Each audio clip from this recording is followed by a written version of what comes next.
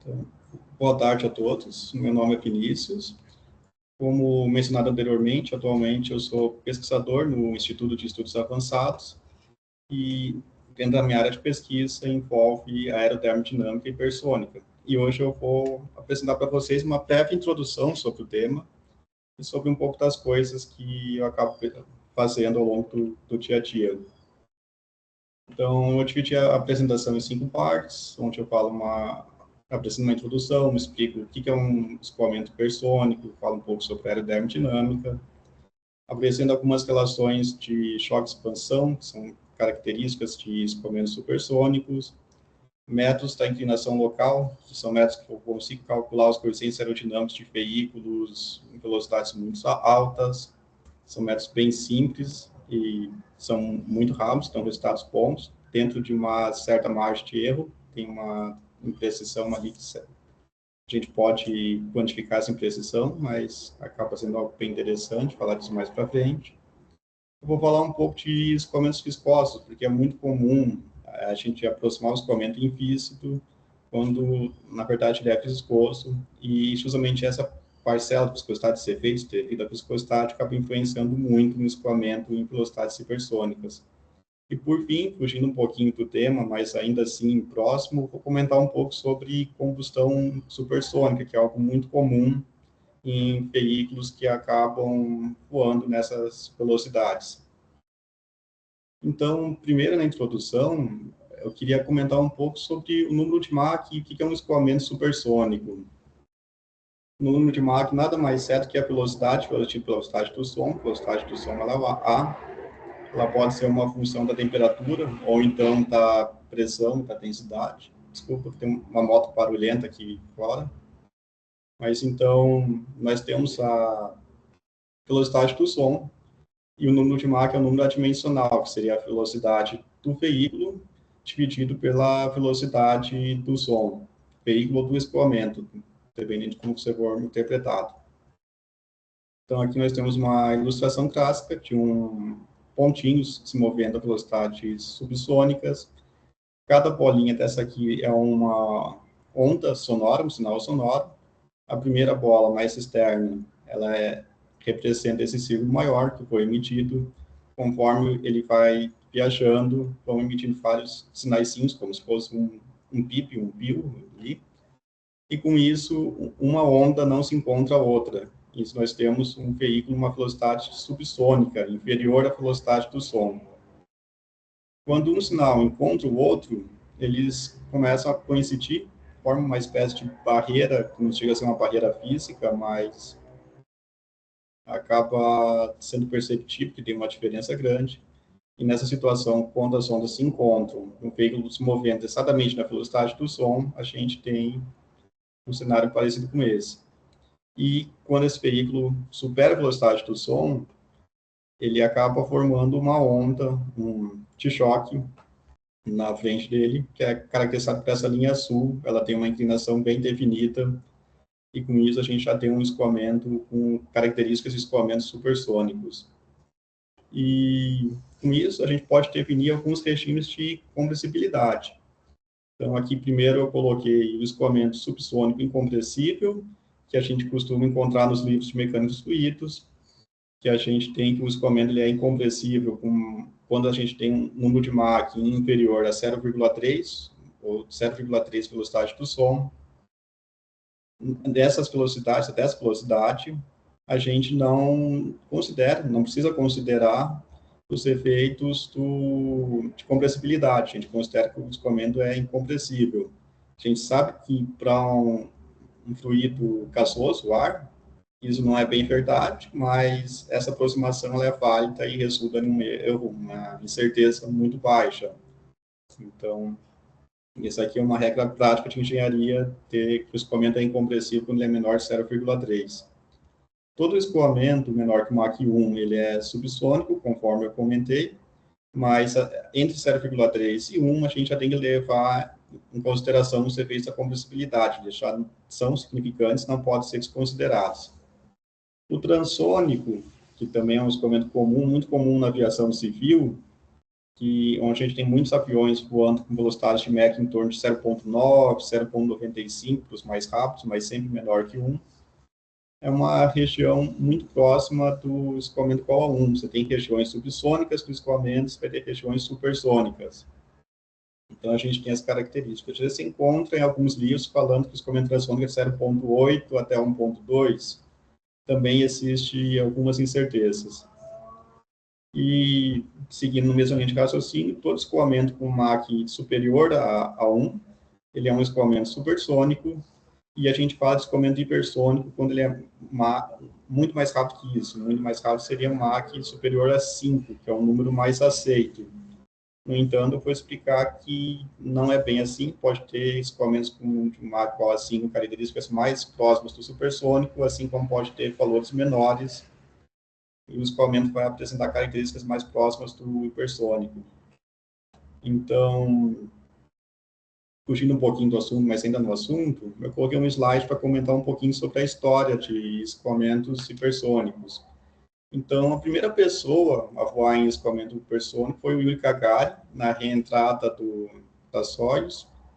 Acho que não era Soyuz na época, mas durante a reentrada no primeiro voo, além de ele ser a primeira pessoa a ir para o espaço, ele foi a primeira pessoa a alcançar velocidades hipersônicas, com um número de Mach do escoamento superior a 5.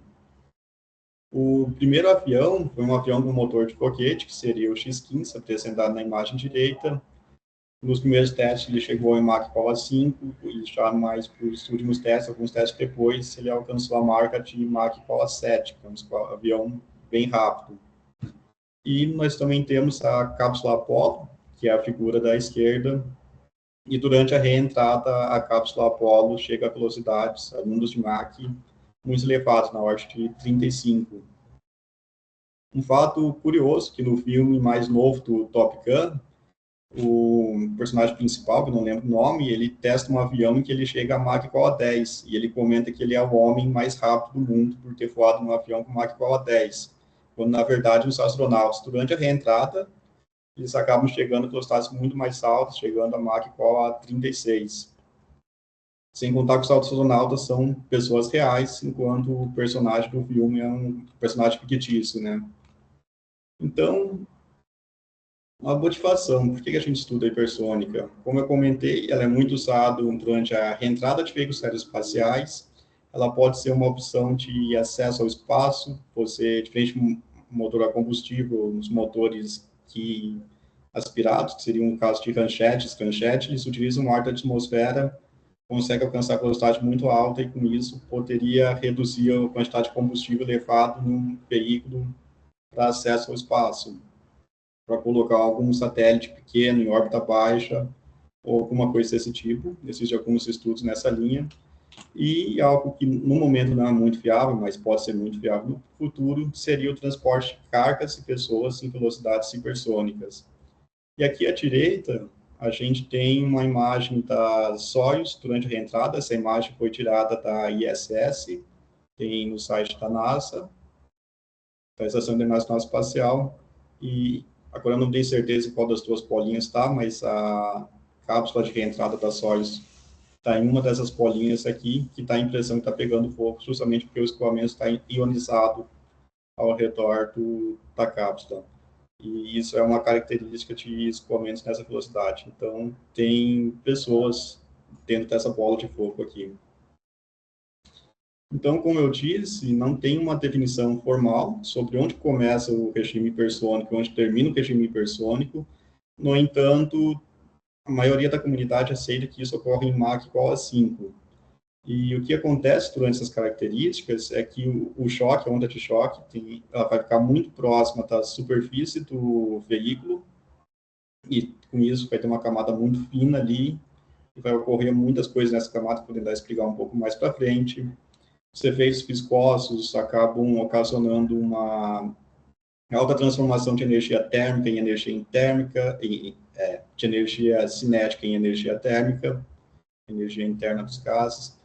As moléculas elas vão colidir umas com a outra, vai ocorrer a dissociação dos gases, e em velocidades mais elevadas ainda, além da dissociação dos gases em partículas menores, vai ocorrer a ionização dos gases, que acaba sendo esse último tópico aqui acaba sendo justamente uma característica da aerotermodinâmica. E tudo esses efeitos termodinâmicos que ocorrem ao redor do veículo acabam influenciando a aerodinâmica dele também. E acaba sendo um caso muito complicado assim, de se estudar.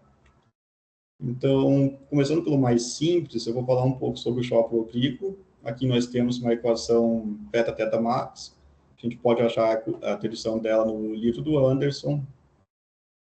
Então, nós temos que θ seria a deflexão da rampa. Nessa figura está como sigma. Devia ter prestado um pouco mais de atenção nisso.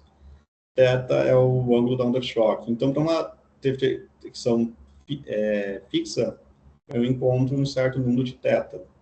Quando eu quero saber o número da onda, a onda de choque, eu acabo tendo que resolver essa equação de forma iterativa. E o que acontece quando eu tenho uma velocidade muito elevada? Aqui nós temos uma rampa de 20 graus. Com isso, eu calculei a inclinação da onda de choque até algo próximo a 30, Mach igual a 30. Então, ela começa com uma onda de choque bem inclinada, acima de 50 graus. Conforme eu vou aumentando a velocidade, a onda de choque vai se aproximando cada vez mais da minha rampa. Lembrando que aqui a minha rampa tem 20 graus. A gente chega um momento, aqui dá para perceber que a partir de 15 graus, ela quase não muda a inclinação, e isso acaba sendo uma característica do escoamento hipersônico. Mas dá para perceber que entre 5 e 10 ainda tem uma diferença boa, que eu posso ter um ângulo de 30 graus de deflexão da onda de choque, até um ângulo de um pouco mais de 25. Isso seria uma das coisas que caracterizam um escoamento hipersônico. Então, seguindo para a próxima abordagem, antes a gente estava falando de uma região que o escoamento se comprimia, de certa forma, ele acaba ocorrendo a compressão dele após a onda de choque. E quando eu tenho uma rampa inclinada para baixo, com um ângulo θ negativo, eu acabo tendo o que a gente chama de uma região de expansão. O escoamento ele faz se expandir e a densidade vai ser reduzida. E quem estudou isso foram os Brandl e Mayer, que são duas pessoas. Então, eles definiram a função de Brandl-Mayer, que ele diz a inclinação de uma onda de choque em relação a um escoamento igual a Mach igual a 1 na entrada. Então, o ângulo entre duas partes acaba sendo definido por essa função. θ vai ser igual à função de Brandl-Mayer para Mach igual a 2 para Mach igual a 1. Que normalmente eu também consigo resolver de forma iterativa e conseguir as propriedades atrás da região de expansão. Essa é uma outra opção. E uma aplicação prática dela, eu posso usar essas duas correlações de forma simples para calcular o escoamento atrás de uma onda de choque e em outra parte de uma região de expansão. No caso, seriam 4 superfícies, 4 regiões para calcular, 2 de expansão, 2 de onda de choque oblíquo.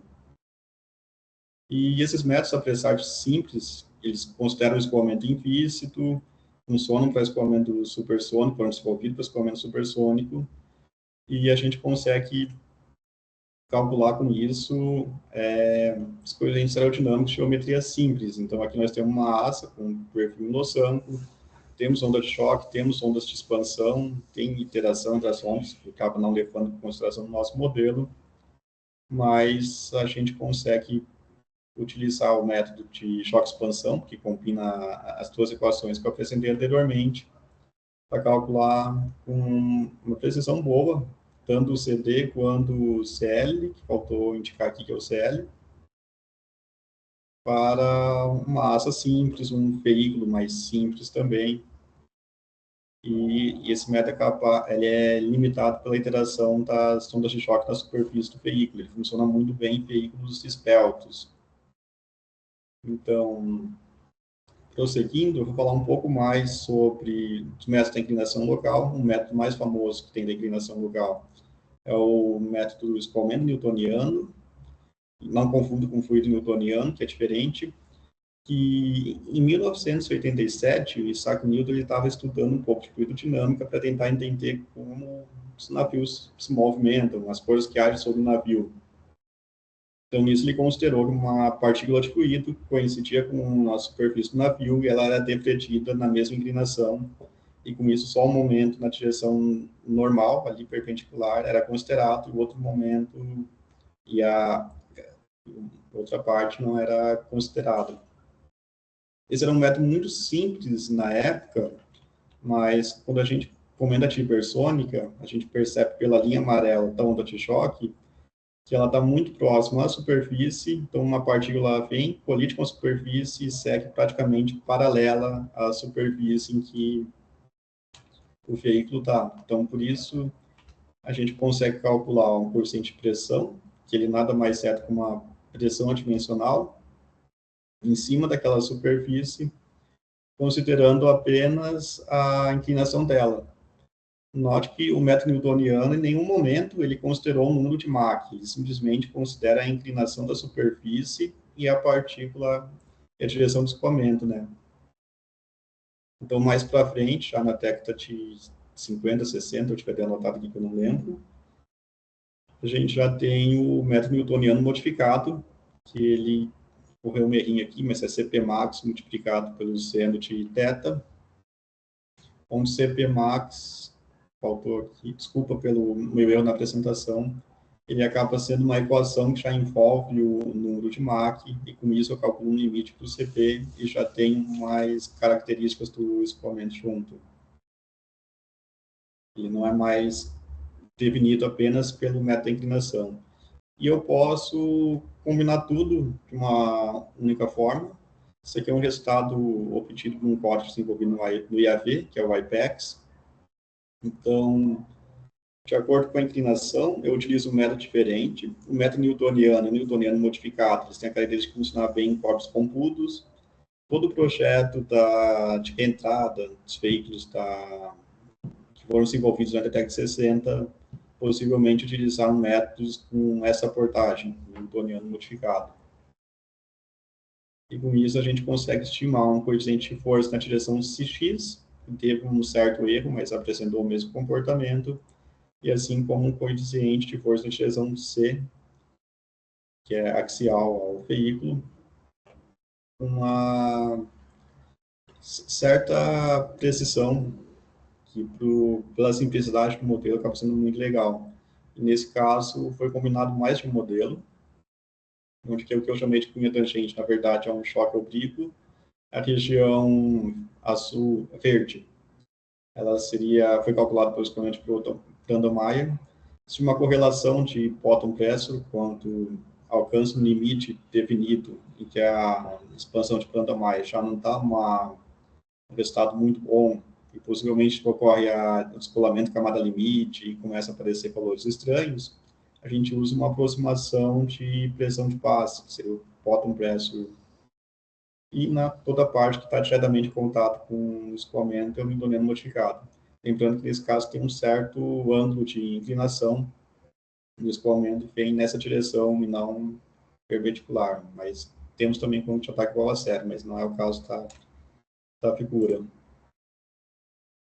Então, falar sobre os efeitos viscosos, a gente tem que a fricção, o atrito do ar com a superfície acaba sendo muito intenso. Não só com a superfície, mas entre as próprias camadas, dentro da própria camada limite. Então, com isso, nós temos uma maneira de calcular o coeficiente de fricção, que foi baseado na camada limite de braços, para escoamento compressível. O número de Reynolds é utilizado um número de Reynolds modificado em função da temperatura de referência de Cherkat, que foi um cara que estudou isso na década de 50. E com isso a gente consegue aproximações muito boas. Pela simplicidade do modelo, a gente consegue resultados muito precisos. E, então, se tratando de uma camada limite, pensando na camada limite térmica, em um escoamento hipersônico, ela vai ter um comportamento descrito pela figura apresentada aqui à direita. Então, a gente percebe que o interior da camada limite, ela acaba tendo uma temperatura maior do que a temperatura presente na parede, e maior também que na temperatura fora da camada limite. Então, o Eckert, ele nada mais fez que propor uma correlação empírica para estimar essa temperatura no interior da camada limite. E com isso a gente também tem uma temperatura adiabática na parede. E com isso a gente pode calcular o fluxo de calor numa superfície, e esse fluxo de calor ele é muito elevado. Então, aqui nós temos um caso que foi feita uma simulação, experimentos de tubos de choque, e também foi estudado utilizando o IPEX. O IPEX resolve as equações para a camada limite. Então, esse escoamento nada mais coincide um escoamento em Mach 7, que são 7 vezes a velocidade do som, 7.11, para ser mais preciso. Isso aqui é o risco de ter apagado, que ele é apenas do domínio computacional. Essa aqui é uma imagem removida do paper do Esposito e Hanna, de 2019, em que estudou isso utilizando CFD. Então, a gente pode perceber a presença de uma onda de choque bem inclinada aqui. Aqui ocorre um possível deslugamento da camada limite, que ocorre interações entre as ondas de choque, principalmente nessa região aqui. Tem muitas ondas de choque em sentido sobre a superfície. Então, o que acontece nessas duas rampas? Primeiro, que logo na região da ponta, nós temos um fluxo de calor muito alto, que se aproxima tanto pelo IPEX, pelo CFD, ele chega na ordem de 14 megawatts por metro quadrado, que é um valor muito elevado. Ao considerar o escoamento laminar utilizando o IPEX, a gente tem um valor um pouco mais baixo. O escoamento turbulento, que são as equações que eu apresentei antes, apresentam resultados próximos ao experimento, que está marcado pelo X. Isso aqui é a distância ao longo do eixo X, e por volta de 0,85, 84, não lembro o número exato, é onde começa a segunda rampa. Então, a gente vê um salto, novamente, na taxa na transferência de calor. O CFT acompanha essa variação medida pelo experimento, porém, as equações simplificadas não consideram interações entre as ondas de choque e acabam não acompanhando nessa região. No entanto, elas são válidas para toda a outra região. Então, eu queria comentar mais um pouco que, quando a gente fala de temperatura no interior da camada limite da onda de choque, a gente chega a temperaturas da ordem de 2.000 graus kelvins. Nesse caso aqui, da simulação, foram da ordem de 6.000 kelvins. Ocorre a associação das moléculas, com uma colisão de uma para outra, a um cenário bem extremo.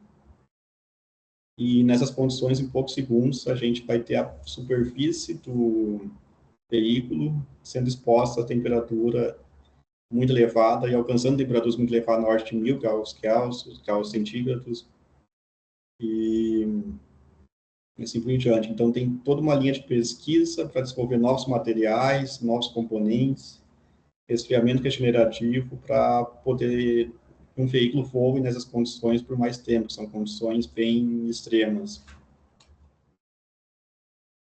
E, por fim, eu vou comentar um pouco sobre combustão supersônica, e já foge um pouquinho do aspecto. Então, nós temos aqui um gráfico em que ele apresenta vários tipos de motores da indústria aeroespacial em geral.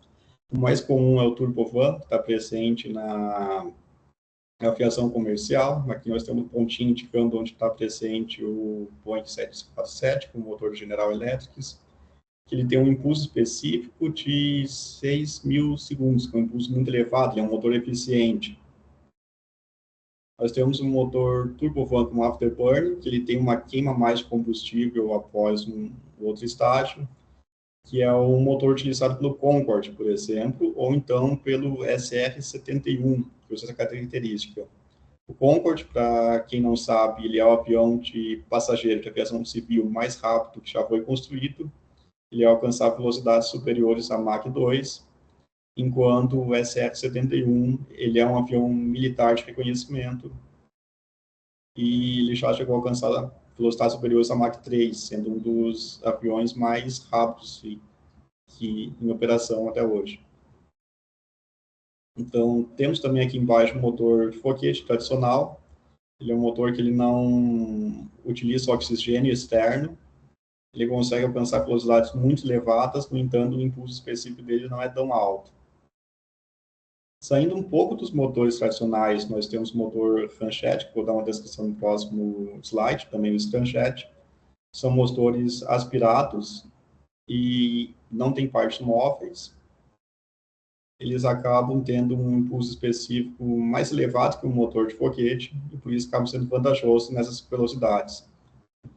E com isso aqui temos um limite teórico para hidrocarbonetos, um limite teórico para quando se utiliza hidrogênio como combustível. E a gente percebe que está um pouco longe ainda de alcançar esse limite. Então ainda é uma área que tem muitas coisas que podem ser estudadas. Por fim, o último pontinho, o ônibus espacial, que utiliza motores a foguetes e alcança velocidades muito elevadas, tanto na hora que ele está indo para a órbita, como na hora que ele está voltando. Então, com isso aqui, nós temos 3 tipos de motores. Primeiro é um motor a jato tradicional, em que eu tenho ar em regime subsônico na entrada dele, eu tenho uma região de compressor, as espaços vão estar girando, comprimindo o ar, então tem uma compressão mecânica ocorrendo aqui. Temos o estágio de combustão, temos o estágio da turbina e exaustão. A turbina, ela gera energia que movimenta o compressor, e com isso a gente tem também a exaustão que vai gerar o empuxo do veículo. No motor a ramjet, o estágio da compressão ela ocorre simplesmente através das ondas de choque que são formadas na frente do motor. Então, ele é um motor que não funciona em velocidades subsônicas, ele já tem que estar numa velocidade supersônica para a partida, por si dizer, para ele começar a iniciar a operação dele. Então, conforme o escoamento passa pela onda de choque, ele é comprimido, ele entra na câmara de combustão. Durante essa etapa de combustão, ele chega na câmara de combustão em velocidades subsônicas, então ele já não está tão rápido assim. Ocorre a queima e nós temos um bocal difusor que, conforme o escoamento vai passando, ele vai se acelerando e vai gerando empuxo. Esse é o ramjet, que é o Run Pressure Jet, e o Scramjet é o Supersonic Run Pressure Jet, em que a diferença entre um e o outro é que a combustão ocorre em regime supersônico. Então, nós também temos a primeira etapa de combustão, mas nessa etapa o fluido ele é desacelerado, mas ele não é desacelerado em velocidades subsônicas. Então, a gente pode ter a combustão ocorrendo a Mach 2, por exemplo, e com isso a gente vai ter a etapa de exaustão. E com isso o motor consegue velocidades mais elevadas com o motor ramjet tradicional. Então, além de toda essa preocupação das temperaturas que o avião vai aguentar durante essa fase de voo em regime hipersônico, a gente ainda tem que se preocupar, caso ele use um motor scramjet, se ainda vai ocorrer a combustão em regime supersônico da maneira que deveria ocorrer. Então, é um caso um pouco complicado de se estudar. E aqui eu tenho uma simulação concedida pelo meu colega de trabalho, o Major Fábio Henrique Ribeiro, e essa simulação foi realizada com o software Twins, que foi desenvolvido na França durante o doutorado dele. E esse software utiliza diferenças finitas de nona ordem, e o modelo de turbulência utilizado, a metodologia de turbulência utilizada é o LES, com a modelo submalha, o ALI, e a fronteira imersa, ele utiliza a fronteira imersa combinando direct force e post-port force, e temos um modelo de combustão, um reator perfeitamente misturado com um mecanismo de Ockham. Então, nós temos um domínio um pouco maior do que o que é mostrado nessa figura, ocorre paredes em torno de todos os lados, e nós temos uma região reta, e aproximadamente a partir desse ponto nós temos uma rampa com uma certa inclinação. E com isso nós temos a injeção de hidrogênio, esses aqui são os contornos de hidrogênio, coloridos pela temperatura. Então, onde ocorre uma onda de choque, acaba tendo uma temperatura mais elevada. E com isso, nós temos uma simulação que ele concedeu. Essa simulação ela foi feita para reproduzir um experimento que ocorre em um tubo de choque. Então, pouco antes da começar o escoamento do tubo de choque, ocorre a injeção de nitrogênio. Então, por isso, acho que deixa eu só voltar aqui no começo. Nós temos a primeira injeção de nitrogênio, em seguida vem uma onda de choque e acaba percorrendo todo o escoamento até a saída, e com isso vai ocorrendo a combustão e a difusão do nitrogênio. E nesse caso aqui, nós temos a imagem colorida pela fração mágica de nitrogênio. Então, essas aqui são algumas referências que eu utilizei. Desculpa novamente pelos erros, não era para aparecer isso aqui. A principal referência seria o livro de Hipersônica, do Anderson. Ele também tem outros livros muito bons, como os de escoamentos compressíveis. E aqui são 2 artigos que eu mencionei nesse trabalho. Então, alguma dúvida? Obrigado, Vinícius, pela apresentação. Foi muito boa. Pessoal, vocês têm alguma dúvida em específico? Bom, Vinícius, antes, já que ninguém falou, lá no slide 11, você falou sobre a aproximação bottom pressure. Ela seria o quê? Eu não entendi direitinho. Então, vou voltar um pouquinho antes. A expansão de planta Maia, ela tem um ângulo limite de inclinação, quando a gente desce por aqui. Só que, até mesmo antes de alcançar esse ângulo, a gente já começa a ter resultados estranhos. Então, aquela aproximação, com ela eu consigo calcular uma pressão, mesmo que grosseira, em situações que eu dei um ângulo muito maior do que o limite das equações de Brandon-Maia que eu tenho obtendo, ou mais próximo. Então, deixa eu só fechar isso aqui. Então, eu poderia ter um ângulo de 90 graus aqui, uma parede reta, e com isso eu conseguiria estimar um coeficiente de pressão naquela superfície, sem deixar de desconsiderar ela no meu modelo. Ok. E essa aproximação que prejudica os resultados do seu coeficiente do lado esquerdo do gráfico?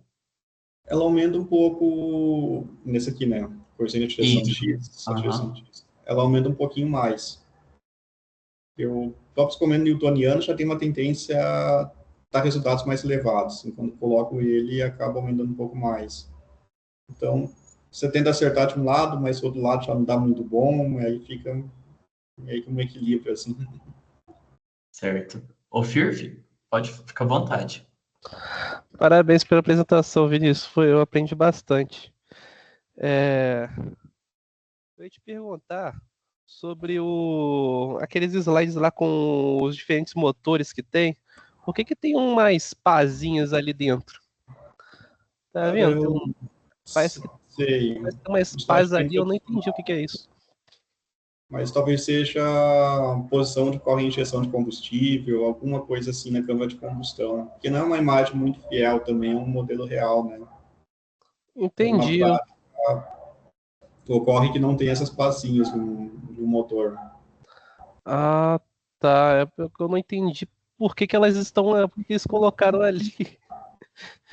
Mas deve ser uma coisinha indicando que ocorre a injeção de combustível ali. Ah, tá. Tipo. Entendi agora.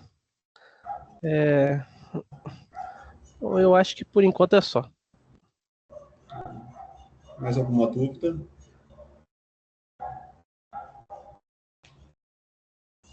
Bom, acho que não teve. É isso, Vinícius. Muito obrigado. Pode uma falar, outra Firth. dúvida, então, vamos aproveitar. Você mostrou ali que tem essencialmente uns 4 ou 5 tipos de escoamento supersônico. E vai é lá no comecinho dos slides. Seria aqui, né? A gente considera 4 regimes.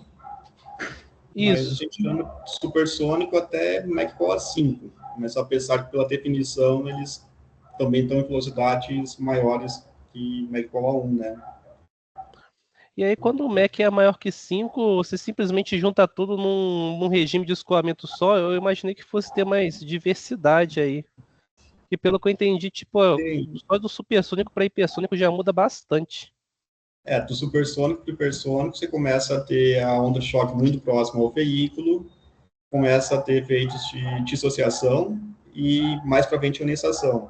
Mas, por exemplo, a ionização ela só vai ocorrer com 8.000 graus Celsius, 7.000 por ali. Isso vai ser em torno de Mach, pode ocorrer em Mach 7, pode ocorrer em Mach 10. Mach 10 é quase certo que vai ocorrer, em 7 já tem uma incerteza. Mas em Mach 7 já está ocorrendo a dissociação das moléculas. Dissociação. Sim, eu tenho, por exemplo, O2, eu vou ter uma molécula colidindo com essa molécula de O2, devido à alta temperatura, e formando dois íons de íons de Sim, oxigênio, entendi. duas moléculas de oxigênio. Mas eu ainda não vou ter Entendi. elétrons soltos, eu não vou ter um plasma se formando ali. Mais para frente, Entendi. começa a ter elétrons soltos também no meio do escoamento. E essas são as coisas que caracterizam o escoamento hipersônico. Então não muda muito de Mach 10 para Mach 30, por exemplo. A princípio, Pelo que eu não. entendi. Entendi. Interessante. É, é importante modelar radiação nesse tipo de regime, porque eu vi aí que tem uns escoamentos que o objeto fica incandescente, cara. Eu ia comentar isso. A radiação é uma das únicas maneiras que o veículo perde calor ao longo do escoamento, porque ele está recebendo calor do escoamento, então a convecção vai estar aquecendo o veículo, enquanto ele só vai perder calor por radiação. Acaba sendo importante, sim. Entendi, mas como que molhar? Tipo, basta você criar um termofonte que já é o suficiente ou tem que fazer alguma coisa mais profunda? Na simulação que você comenta, É, tipo no HyperX. no O IPX, pessoal o faz, IPX, faz isso. no momento, ele não modela a radiação, ele só calcula o fluxo térmico. Mas a radiação eu consigo calcular ela de uma maneira simples, estimando uma emissividade bem simples e sabendo a temperatura na superfície. Entendi. Isso já é o suficiente, Isso. talvez? Mas não vai esfriar o veículo. Ainda assim, você vai precisar de outras maneiras de fazer com que o veículo não derreta, porque ele chega a temperaturas muito elevadas mesmo. Com certeza. É por isso que tem revestimento de cerâmica nesses veículos, né? Cerâmica, titânio, inconel, refrigeramento regenerativo, tem Entendi. várias abordagens. Atrativo, o ônibus espacial acho que era atrativo, e tinha aquelas pastilhas dele. Acho que foi o Columbia que se soltou uma pastilha e o ônibus acabou explodindo, levando todos os tripulantes, assim, Que junto. isso? Mas porque uma pastilha dele se soltou. Então é algo muito, muito sério mesmo. Caramba. Pensar que você sabia essa, mas enfim. Mais Caramba, o alguma dúvida? negócio é complicado. Eu acho que bem contemplado. O pessoal costuma usar coaching para reduzir esse atrito. O atrito incomoda um pouco, mas acaba o aquecimento aerodinâmico sendo muito mais preocupante, né? Ah, de fato. É que você reduzindo o atrito, você diminui o aquecimento, né? Teoricamente, se você tivesse atrito zero, não aqueceria, né? Uhum. Eu esqueci de mencionar, mas os veículos que vão para o espaço, normalmente eles passam por todo esse regime de compressibilidade. Seja a Starship do Elon Musk, a Soyuz ou o ônibus espacial, eles passam por tudo aqui e ainda voam em regiões com escoamento rarefeito, então acaba que tudo é relevante, né, nesses casos. Entendi. Não, acho que contemplado. Muito interessante a apresentação. Obrigado. Obrigadão. Pessoal, alguém tem mais alguma dúvida? Acho que não. Vinícius, muito obrigado. por você ter aceitado o convite. Realmente, esse tópico, eu acho que ninguém nunca tinha falado num dos nossos seminários, então foi muito novo e tenho certeza que agregou bastante para todo mundo. Obrigado. E pessoal, muito obrigado pela participação de todos. Até semana que vem. Na semana que vem a gente volta a ser híbrido de novo. Tchau, Obrigado tchau. a todos. Tchau, E tchau. espero que tenha esclarecido bastante dúvidas, porque é um tópico um pouco grande para 30 minutos. Então,